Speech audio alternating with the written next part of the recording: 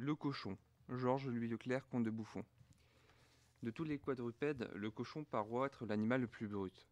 Les imperfections de la forme semblent influer sur le naturel, toutes ses habitudes sont grossières, tous ses goûts sont immondes, toutes ses sensations se réduisent à une luxure furieuse et à une gourmandise brutale qui lui fait dévorer instinctivement tout ce qui se présente, et même sa progéniture au moment qu'elle vient de naître.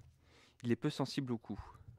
Le sanglier voit, entend et sent de fort loin, puisqu'on est obligé, pour le surprendre, de l'attendre en silence pendant la nuit et de se placer au-dessous du vent pour dérober à son odorat les émanations qui le frappent de loin et toujours assez vivement pour lui faire sur le champ rebrousser chemin. Les cochons n'ont aucun sentiment bien distinct. Les petits reconnaissent à peine leur mère, ou du moins sont fort sujets à se méprendre et à téter la première truie qui leur laisse saisir ses mamelles. Les petits du cochon sauvage ou du sanglier sont fidèlement attachés à leur mère, qui paroit être aussi plus attentive à leurs besoins qu'il ne l'est la truie domestique. Sans doute que le besoin et la nécessité leur donnent un peu plus de sentiment et d'instinct qu'au cochon domestique. Le jour, le sanglier reste ordinairement dans sa bauge, au plus épais et dans le plus fort du bois.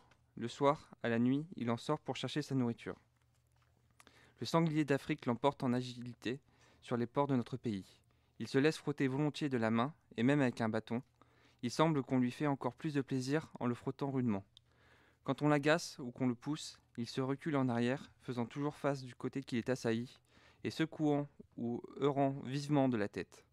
Après avoir été longtemps enfermé, si on le lâche, il paroie fort gai, il saute et donne la chasse aux daims et aux autres animaux en redressant la queue, qu'autrement il porte pendante.